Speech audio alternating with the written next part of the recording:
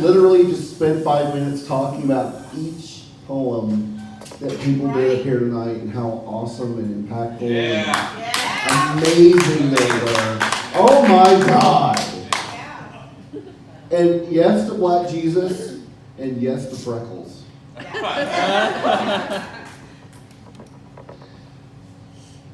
In the dark of night, while the city slept, a twisted heart man through the neighborhoods crept.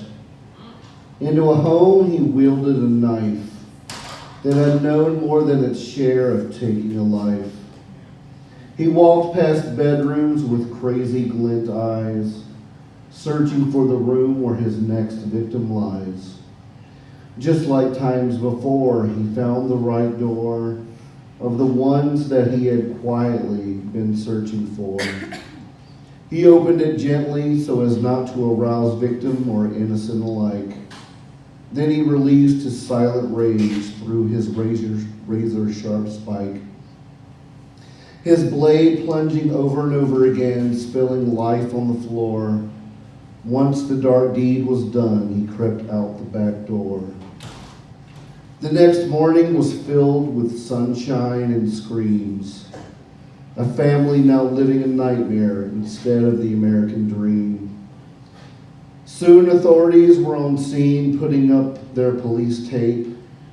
They went into the house and their mouths went agape. They had never seen such a sight in their lives. They could scarcely believe what they saw with their eyes. One officer called his wife and children to give them his love. Another began reciting a prayer to his Lord God above. Soon the boss arrived. His name was Captain Miller. He took one look around and sighed and said, "It looks like we have a serial killer." There was a chalk line drawn on the cold linoleum tile. There was Cinnamon Life, granola, and Captain Crunch in a pile. The cabinet was now open and secrets revealed. All the cereal had been stabbed. All the box tops unsealed. The family was safe in a safe house and in therapy. A warning to the city was released on TV. Armed guards surrounded grocery stores. Windows were barred and new locks were on doors.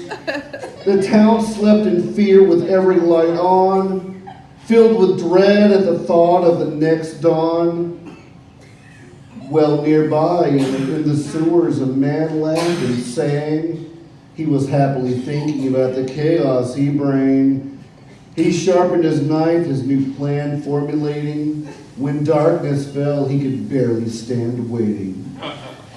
Under cover of night, as rain fell from the sky, he crept out with his knife and a lockpick in supply. By morning, the streets were slick with granola and grits.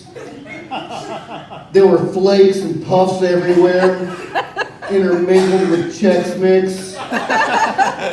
Gutters ran tan with vegan oatmeal. Mushy cornflakes made cars spin their wheels. Captain Miller searched for clues leading to the creep who had ruined breakfast while everyone was asleep. The city was on lockdown and he hadn't been found. The only place he hadn't looked yet was underground. Captain Miller searched culverts, caves, and all such ilk until in the sewer he smelled spoiled milk.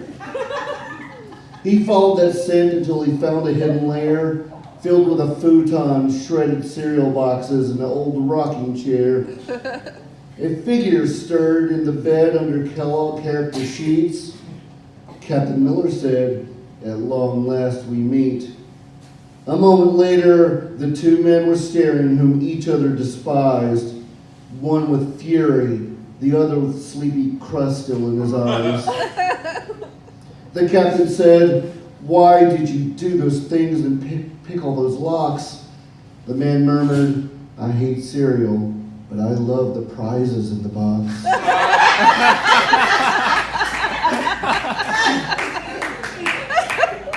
He wiped the crud from his eyes and pulled out a trunk. that was filled with cereal boxes and some random old junk. "I'll never stop," he said, reaching for his knife. "Looking for this?" said the captain. "You think you can take my life?" The man was filled with such fear he almost lost his lunch.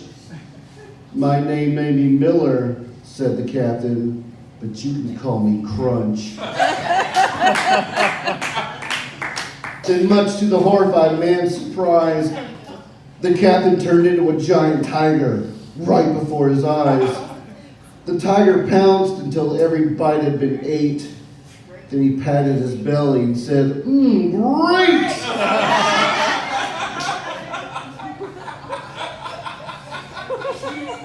He changed back to his human form and went back to the surface and vowed never to tell anyone about this. His secret was that he wasn't wearing when he wasn't wearing his skin suit material, his true role in life was being the god of breakfast cereal. You ever write something and you're like, what the fuck is wrong with me?